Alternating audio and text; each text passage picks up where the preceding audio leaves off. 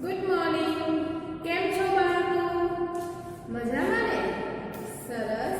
તો વિદ્યાર્થી મિત્રો, આજે આપણે ધોરણ 6 સામાજિક વિજ્ઞાન વિષયની અંદર પાઠ 11 વિશે અભ્યાસ કરીશું, જેનું નામ છે ભૂમિ સ્વરૂપો. આ પાઠનું નામ છે ભૂમિ સ્વરૂપો. તો બાળકો, આજે આપણે આ પાઠનો અભ્યાસ પાઠ્યપુસ્તકના માધ્યમ વડે કરીશું. તો વિદ્યાર્થી મિત્રો, પાઠ 11 જેનું નામ છે ભૂમિ સ્વરૂપો. તો ભૂમિ સ્વરૂપો એટલે શું?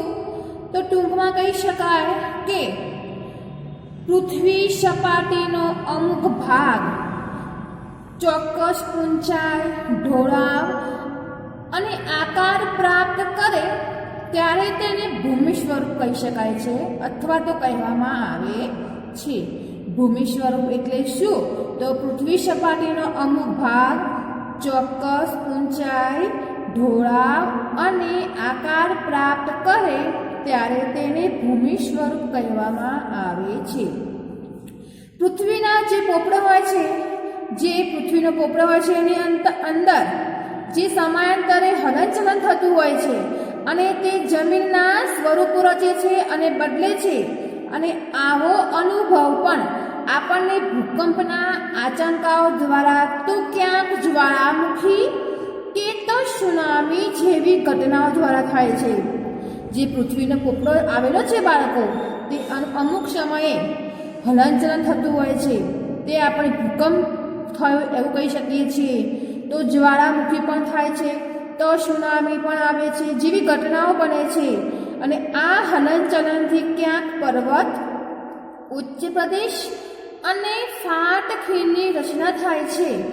તે ઉપરાંત નદી, હિમનદી, પવન, સમુદ્રના મોજા જેવા કુદરતી બળોને લીધે ધોવાણ અને નિક્ષેપણ ક્રિયા દ્વારા કાંપના મેદાનો, ખીણો અને કોતરોની રચના થાય છે. જો ભૂકંપ થયો હોય, જ્વાળામુખી આવી હોય અથવા તો સુનામી આવેલી હોય, આવી ઘટનાઓ સર્જાય છે.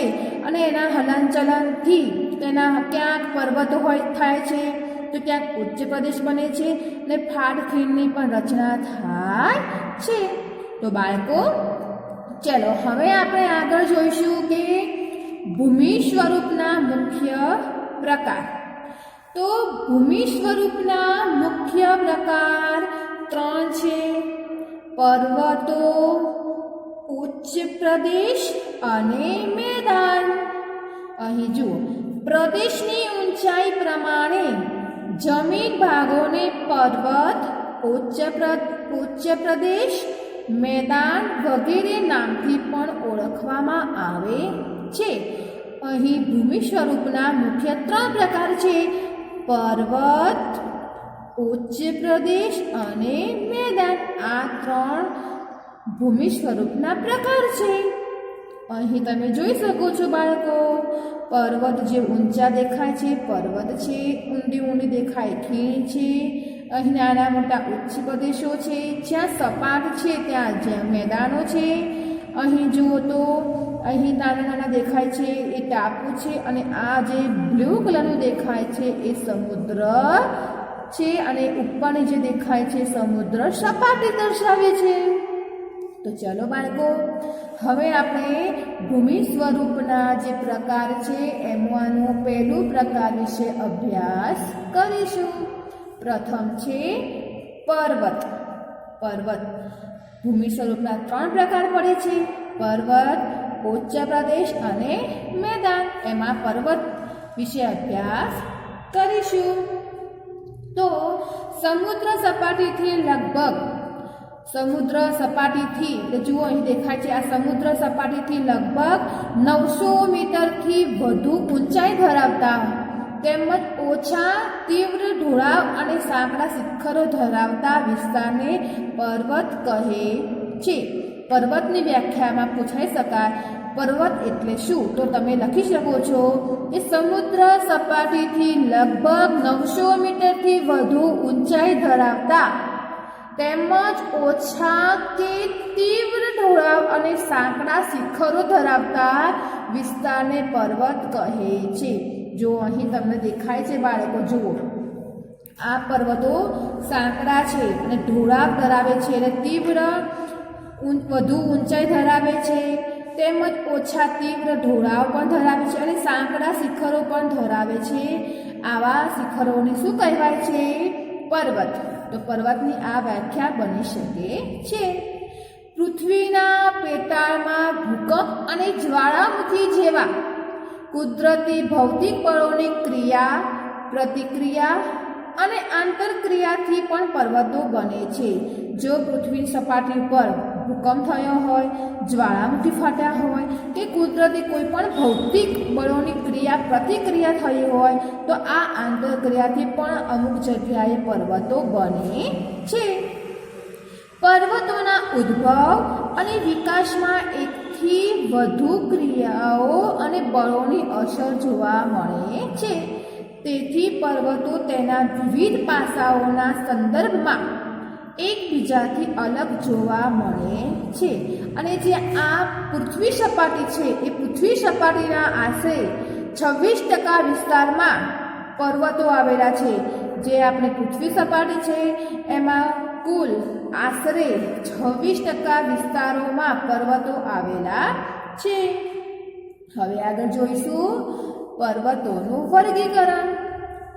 પર્વત ભૂમિ સ્વરૂપના મુખ્ય 3 પ્રકાર છે: પર્વત, ઉચ્ચ પ્રદેશ અને મેદાન.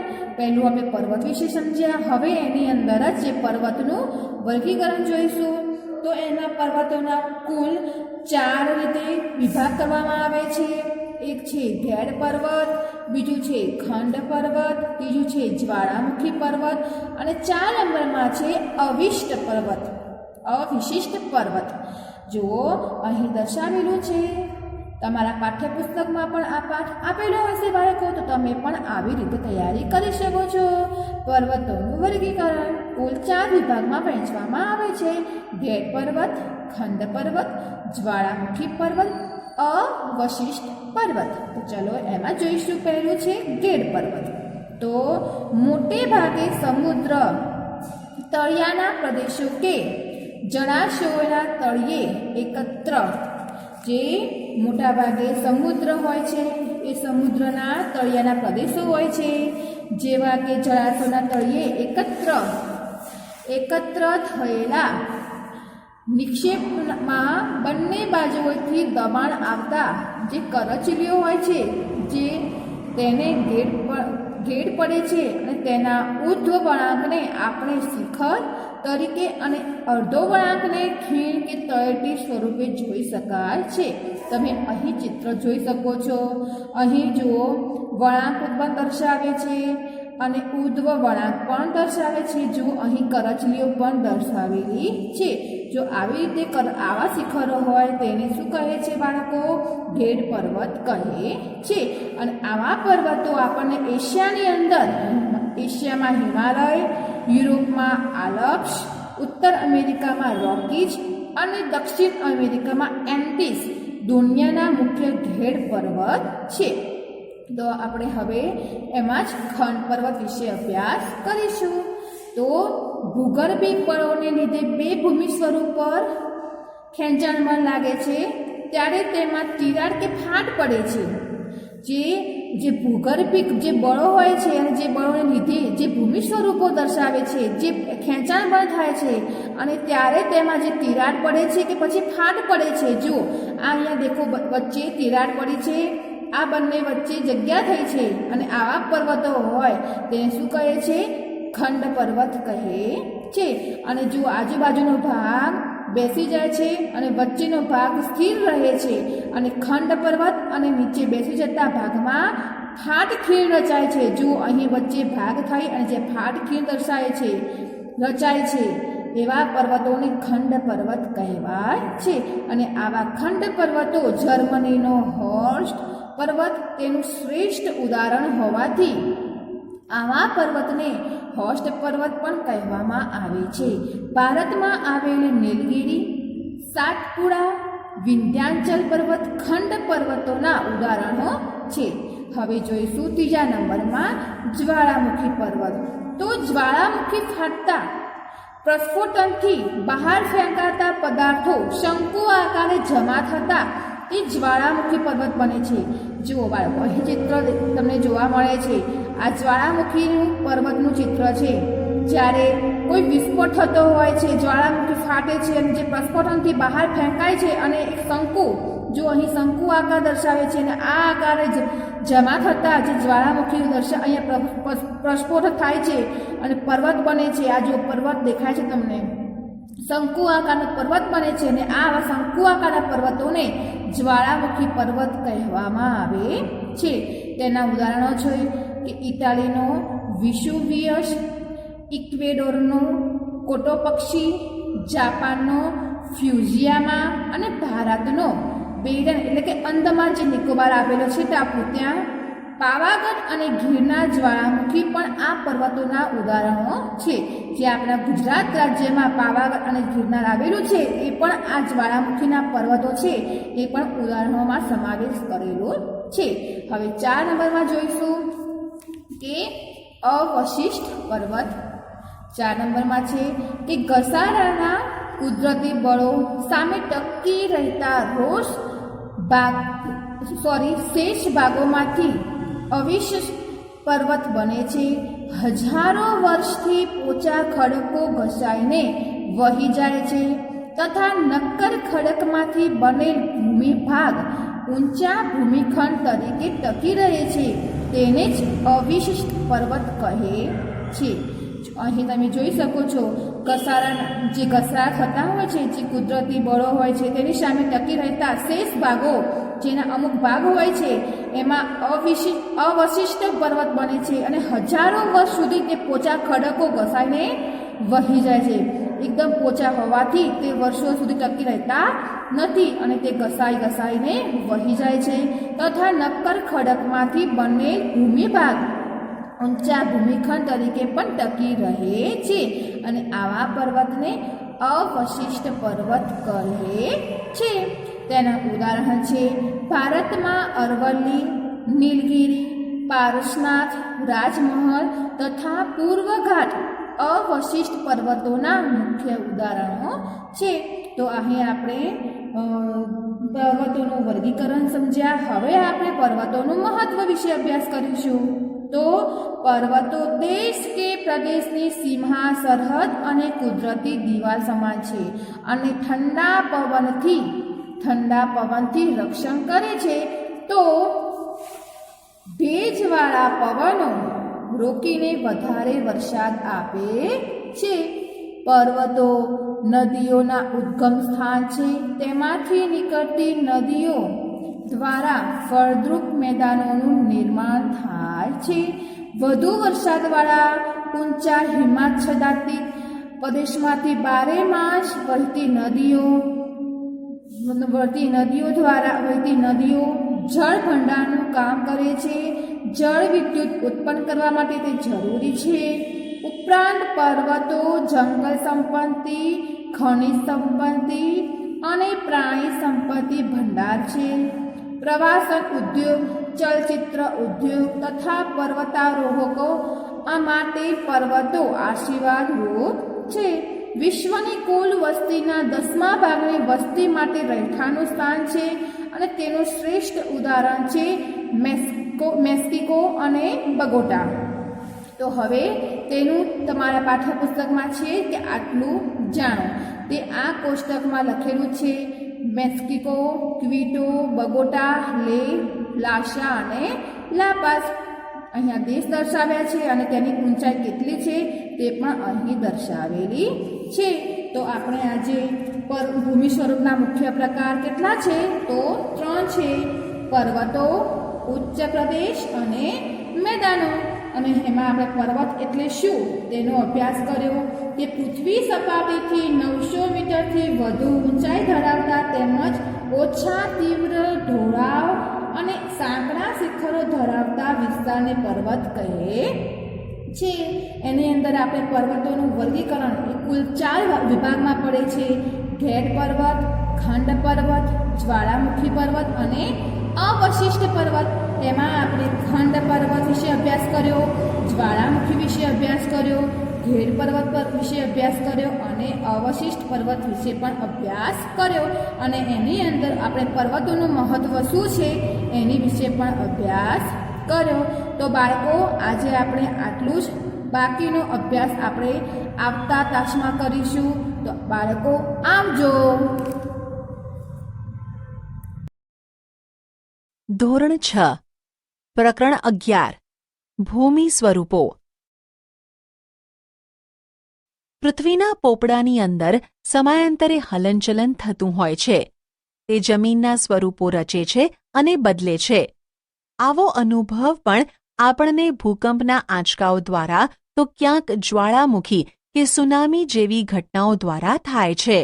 આ હલનચલનથી ક્યાંક પર્વત, ઉચ્ચ પ્રદેશ અને ફાટ ખીણની રચના થાય છે.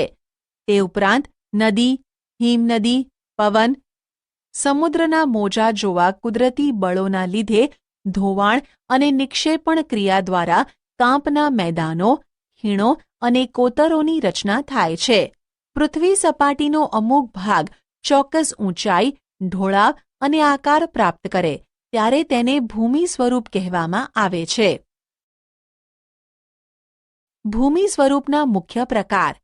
પ્રદેશની ઊંચાઈ પ્રમાણે જમીન ભાગોને પર્વત, ઉચ્ચ પ્રદેશ, મેદાન વગેરે નામથી ઓળખવામાં આવે છે.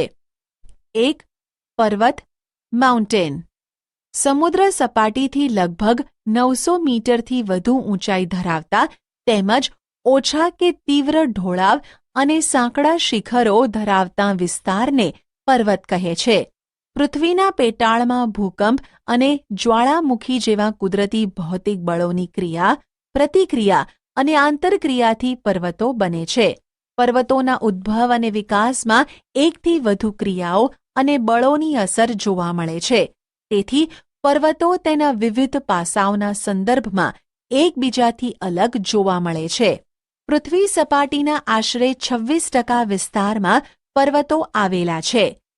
પર્વતોનું વર્ગીકરણ.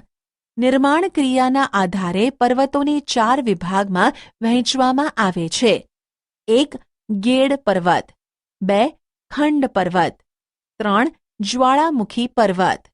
4. અવશિષ્ટ પર્વત. 1. ગેડ પર્વત, ફોલ્ડ માઉન્ટેન. મોટે ભાગે સમુદ્ર તળિયાના પ્રદેશો કે જળાશયોના તળિયે એકત્ર થયેલા નિક્ષેપમાં બંને બાજુએથી દબાણ આવતા કરચલીઓ કે ગેડ પડે છે. તેના ઉર્ધ્વ વળાંકને આપણે શિખર તરીકે અને અધો વળાંકને ખીણ કે તળેટી સ્વરૂપે જોઈ શકાય છે. એશિયામાં હિમાલય, યુરોપમાં આલ્પ્સ, ઉત્તર અમેરિકામાં રોકીઝ અને દક્ષિણ અમેરિકામાં એન્ડીઝ દુનિયાના મુખ્ય ગેડ પર્વત છે. 2. ખંડ પર્વત, બ્લોક માઉન્ટેન. ભૂગર્ભિક બળોને લીધે 2 ભૂમિ સ્તરો પર ખેંચાણ બળ લાગે છે ત્યારે તેમાં તિરાડ કે ફાટ પડે છે. આથી આજુબાજુનો ભાગ બેસી જાય, વચ્ચેનો ભાગ સ્થિર રહે તો તે ખંડ પર્વત અને નીચે બેસી જતા ભાગમાં ફાટ ખીણ રચાય છે. જર્મનીનો હોર્સ્ટ પર્વત તેનું શ્રેષ્ઠ ઉદાહરણ હોવાથી આવા પર્વતને હોર્સ્ટ પર્વત પણ કહેવામાં આવે છે. ભારતમાં આવેલા નીલગિરી, સાતપુડા, વિંધ્યાચલ પર્વત ખંડ પર્વતના ઉદાહરણો છે. 3. જ્વાળામુખી પર્વત, વોલ્કેનિક માઉન્ટેન. જ્વાળામુખી ફાટતા પ્રસ્ફોટનથી બહાર ફેંકાતા પદાર્થો શંકુ આકારે જમા થતાં તે જ્વાળામુખી પર્વત બને છે. ઇટાલીનો વિસુવિયસ, ઇક્વિડોરનો કોટોપ્સી, જાપાનનો ફ્યુજીયામા અને ભારતનો બેરન, અંદમાન, પાવાગઢ અને ગિરનાર જ્વાળામુખી પર્વતના ઉદાહરણો છે. 4. અવશિષ્ટ પર્વત, રેસિડ્યુઅલ માઉન્ટેન. ઘસારાના કુદરતી બળો સામે ટકી રહેતા શેષ ભાગોમાંથી અવશિષ્ટ પર્વત બને છે. હજારો વર્ષથી પોચા ખડકો ઘસાઈને વહી જાય છે તથા નક્કર ખડકમાંથી બનેલ ભૂમિ ભાગ ઊંચા ભૂમિખંડ તરીકે ટકી રહે છે તેને જ અવશિષ્ટ પર્વત કહે છે. ભારતમાં અરવલ્લી, નીલગિરી, પારસનાથ, રાજમહલ તથા પૂર્વ ઘાટ અવશિષ્ટ પર્વતના ઉદાહરણો છે. પર્વતોનું મહત્વ. પર્વતો દેશ કે પ્રદેશની સીમા સરહદ અને કુદરતી દિવાલ સમાન છે અને ઠંડા પવનથી રક્ષણ કરે છે. તો ભેજવાળા પવનો રોકીને વધારે વરસાદ આપે છે. પર્વતો નદીઓના ઉદ્ગમ સ્થાન છે. તેમાંથી નીકળતી નદીઓ દ્વારા ફળદ્રુપ મેદાનોનું નિર્માણ થાય છે. વધુ વરસાદવાળા ઊંચા હિમછાદિત પ્રદેશમાંથી બારેમાસ વહેતી નદીઓ જળભંડારનું કામ કરે છે. જળવિદ્યુત ઉત્પન્ન કરવા માટે તે જરૂરી છે. ઉપરાંત પર્વતો જંગલ સંપત્તિ, ખનિજ સંપત્તિ અને પ્રાણી સંપત્તિના ભંડાર છે. પ્રવાસન ઉદ્યોગ, ચલચિત્ર ઉદ્યોગ તથા પર્વતારોહકો માટે પર્વતો આશીર્વાદરૂપ છે. વિશ્વની કુલ વસ્તીના 10મા ભાગની વસ્તી માટે રહેઠાણનું સ્થાન છે. તેનું શ્રેષ્ઠ ઉદાહરણ છે મેક્સિકો અને બગોટા.